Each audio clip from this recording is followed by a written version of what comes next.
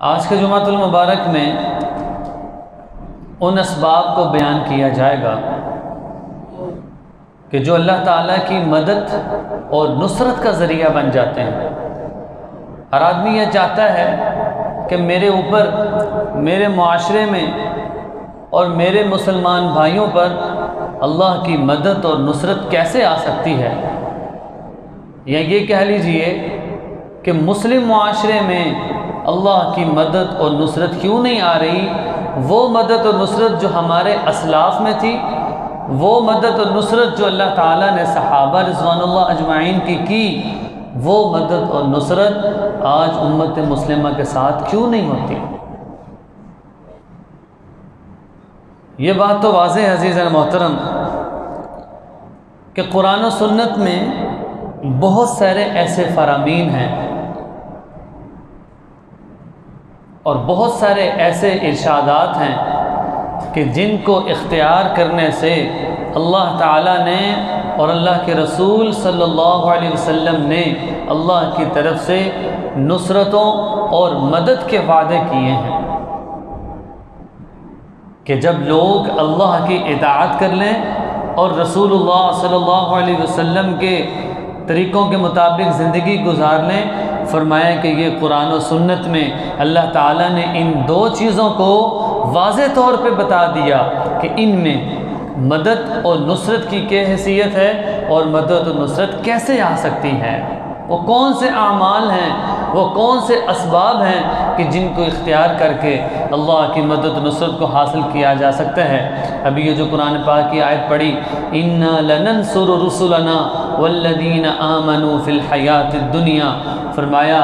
کہ بے شک ہم نے اپنے رسولوں کی مدد کی، وَالَّذِينَ آمَنُوا فِي الْحَيَاةِ الدُّنْيَا، اور وہ لوگ جو ایمان لے کر آئے ہم نے ان کی بھی مدد کی دنیا کی زندگی میں، وَيَوْمَ يَقُومُ الْأَشْهَادُ، اور یہ گواہ ہوں گے اس بات پر قیامت کے دن۔ پھر دوسری قرآن پاک کی آیت پڑھی جس کا ترجمہ یہ ہے، إِن يَنْصُرْكُمُ اللَّهُ فَلَا غَالِبَ لَكُمْ، اگر تم اللہ سے مدد کو طلب کر لو تو اللہ تمہیں غالب کر دیں گے، فَلَا غَالِبَ لَكُمْ، کوئی طاقت تمہارے پر غلبہ حاصل نہیں کر سکتی، وَإِن يَخْذُلْكُمْ فَمَنْ ذَا الَّذِي يَنْصُرُكُمْ مِنْ بَعْدِ، اور اگر تم نے اللہ کو چھوڑ دیا تو اس کے بعد کوئی ایسی ذات نہیں ہے جو مسلمانوں کی مددگار بن سکتی ہے۔ اس میں واضح طور پہ بتا دیا کہ اگر امت مسلمہ کو مدد کی ضرورت ہے تو اللہ رب العزت کی ایسی ذات ہے کہ جو امت مسلمہ کی ہر وقت مدد اور نصرت کر سکتی ہے، بشرطے کہ وہ اعمال والے ہو جائیں، بشرطے کہ وہ سیریس اور خشوع خضوع للہیت کے ساتھ اللہ سے مانگنے والے ہو جائیں، جس طرح صحابہ رضوان اللہ اجمعین اور ہمارے اسلاف نے اللہ کے ساتھ کامل تعلق کو زندہ کیا تھا۔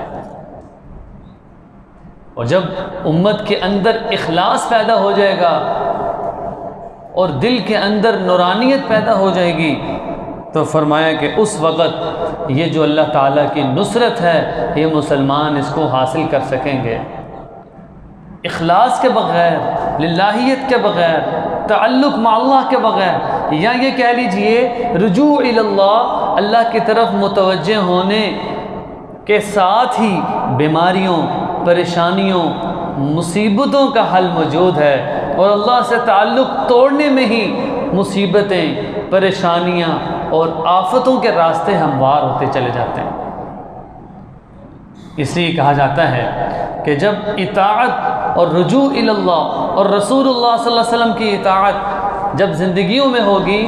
تو یہ بیماری سے اثر نہیں لے گا، کہے گا یہ بیماری اللہ کی طرف سے آئی ہے، اللہ ہی دور کریں گے۔ پریشانی آ گئی، فوراً اللہ کی طرف متوجہ ہوگا کہ یہ میری آزمائش ہے، اور اللہ اپنے مقربین کو آزماتے ہیں۔ کافر لوگ زیادہ آزمائش میں نہیں ہوتے، 80 سال کے صحت مند پھر رہے ہیں، ہم متاثر ہو جاتے ہیں کہ کیا ہی بات ہے،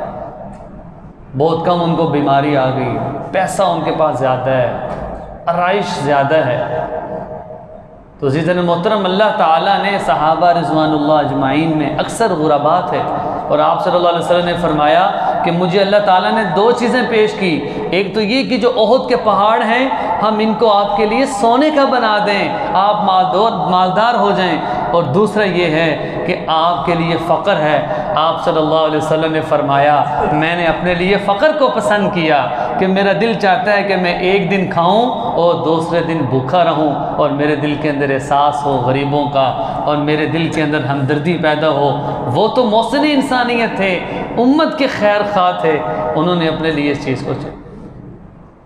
اس لیے کہا کہ یہ پیسہ، دنیا کی چیزیں، یہ کامیابی کی علامت نہیں ہیں۔ ان ساری چیزوں کی ہوتے ہوئے جس کو ایمان کی دولت نہیں ہے، جس کو ہدایت کی دولت نہیں ہے، صرف جب تک آنکھ کھلی ہے اس وقت تک اس کی ساری راحتیں ہیں۔ پھر مرنے کے بعد جس لاش کو کہا جا رہا ہوگا کہ 1 گھنٹہ اوپر ہو گیا، اب اس کو باہر نہیں رکھنا یہاں تک کہ کوئی اس کی زیارت بھی نہ کرے، فوراً اس کو قبر میں لے کے جانا ہے۔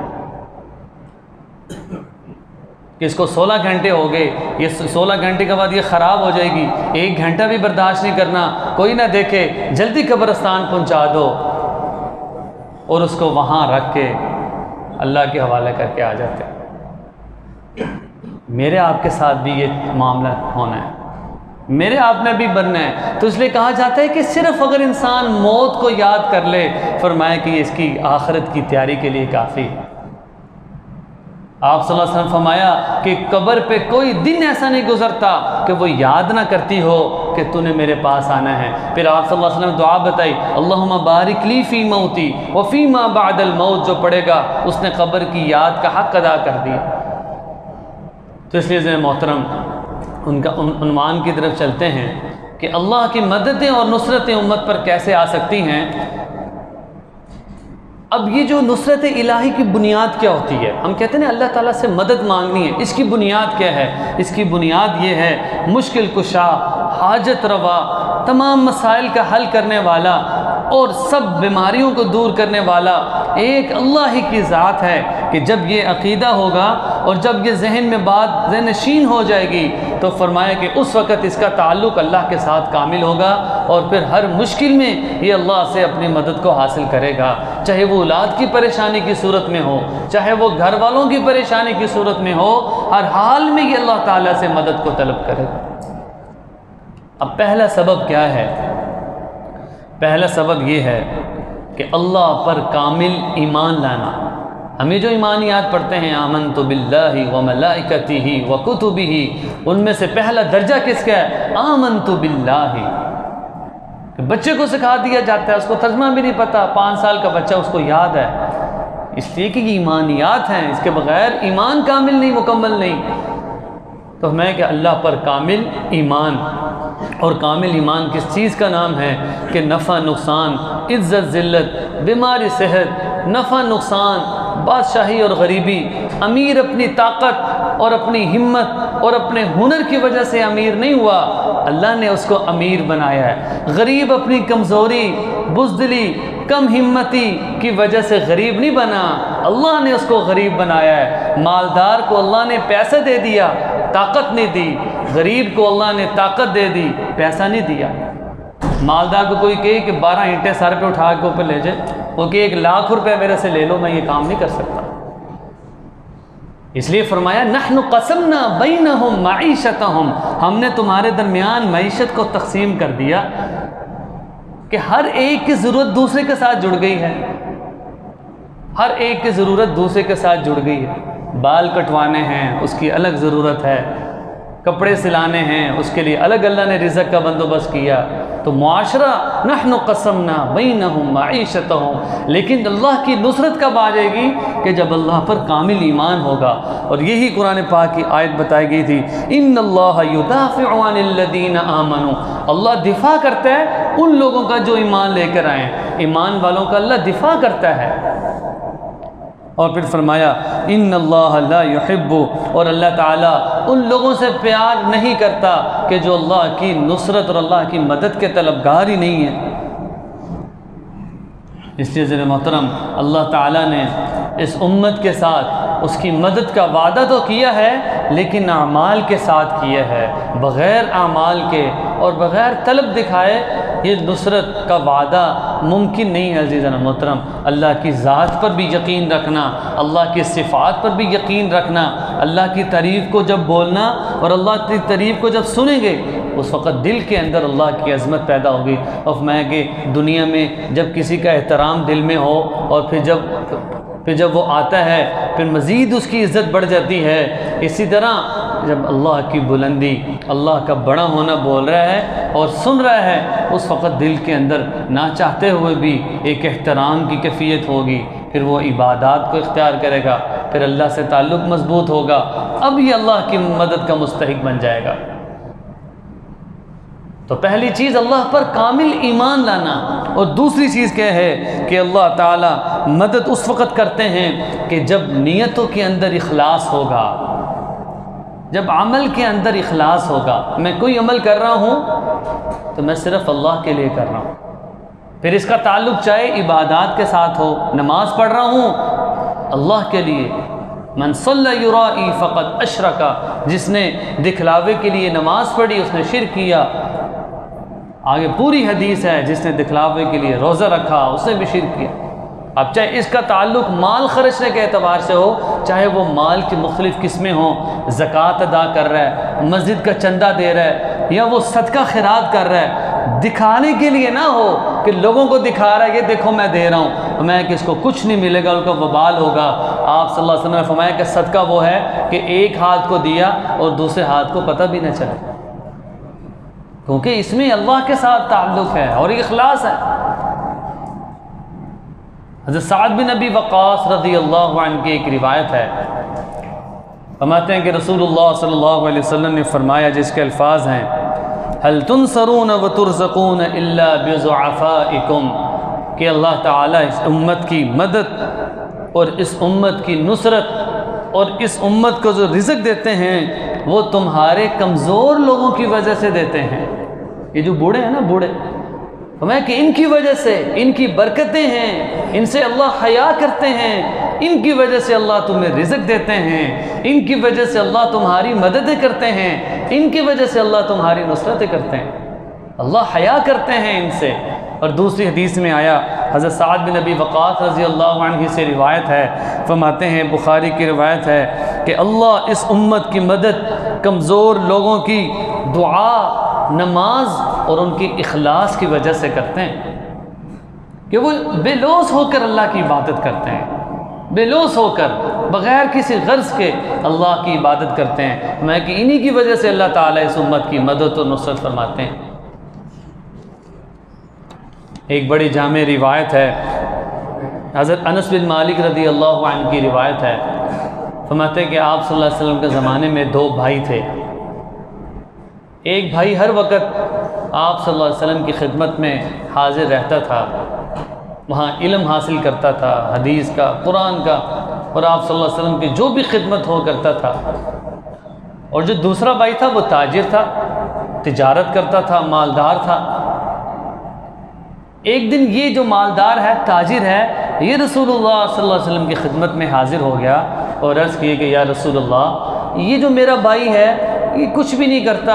بس میں اس کو کھلاتا پلاتے رہتا ہوں، یہ خود نہ کوئی کاروبار کرتا ہے نہ تجارت کرتا ہے، فارغ ہی پڑا رہتا ہے ادھر، یعنی شکایت کی صورت کی۔ تو آپ صلی اللہ علیہ وسلم نے ناراضگی کا اظہار کیا اور فرمایا کہ یہ جو ادھر علم حاصل کرتا ہے میرے پاس، اور تاریخی الفاظ ارشاد فرمائے آپ صلی اللہ علیہ وسلم نے، لعلک ترزق بہ، کہ یاد رکھ اللہ اسی کی وجہ سے تجھے رزق دے رہا ہے۔ یہ جو تیرا بھائی علم حاصل کر رہا ہے، یہ جو تیرا بھائی قرآن کی تعلیم پڑھ رہا ہے، تو اللہ اس کے قرآن کی، یا تیرا بچہ قرآن پڑھ رہا ہے، فرمایا کہ اس کی برکت سے اللہ تعالیٰ تجھے روزی دے رہے ہیں۔ اور وہ فوراً پھر وہ اٹھ کے چلا ہے۔ تو یہ آپ صلی اللہ علیہ وسلم نے تربیت کی ہے، اور ایک ایک پہلو پہ آپ صلی اللہ علیہ وسلم نے رہنمائی کی ہے، اور لوگوں کے ذہنوں کو واضح کیا ہے کہ یہ جو علم ہے، یہ جو قرآن ہے، یہ جو حدیث ہے، اس کی برکتیں ہیں۔ اسی طرح عزیزان محترم، تیسری جو چیز ہے کہ جو اللہ کی مدد کا سبب ہے یا نصرت الہی کا سبب ہے، وہ ہے دعا کرنا۔ دعا مومن کا ہتھیار ہے، ایک حدیث میں فرمایا الدعاء مخ العبادہ،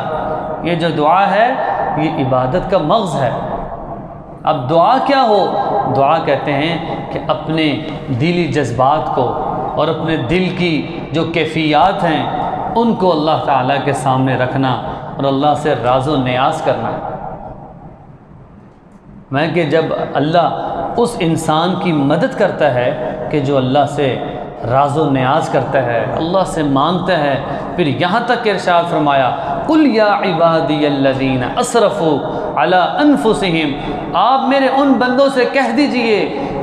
جنہوں نے اپنی جانوں پر حد سے تجاوز کیا، لا تقنطوا من رحمت اللہ، کہ وہ میری رحمت سے مایوس کبھی نہ ہوں۔ اور پھر فرمایا دوسری حدیث میں لو بلغت ذنوبک عنان السماء ثم استغفرتنی غفرت لک ولا ابالی، اگر میری امت اتنے گناہ کرے کہ سمندر کے جھاگ کے برابر بھی ہو جائیں، فرمایا کہ میں ان کے گناہوں کو معاف کر دوں گا، اگر صدق دل سے میرے سے توبہ کر لی مجھے اس کی کوئی پرواہ نہیں ہے، میں ان کے گناہوں کو معاف کر دوں گا۔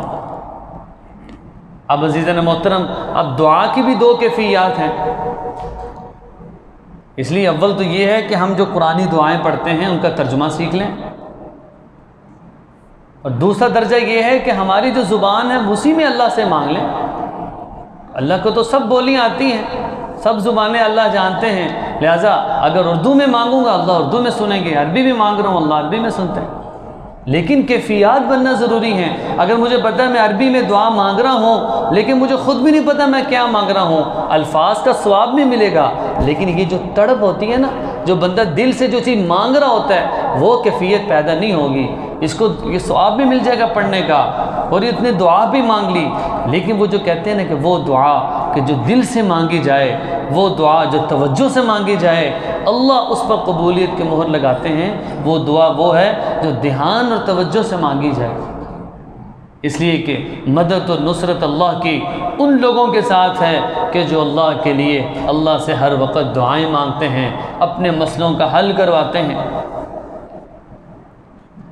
اب یہ وہ دعائیں ہیں جو رسول اللہ صلی اللہ علیہ وسلم نے اپنے زندگی میں مانگی۔ بہت سارے مواقع ایسے ہیں، یہاں تک کہ غزوہ بدر میں 313 صحابی ہیں اور ان کے مقابلے میں 1000 کفار ہیں۔ مسلمانوں کی پہلی جنگ ہے، بدر کے مقام پہ ہوئی۔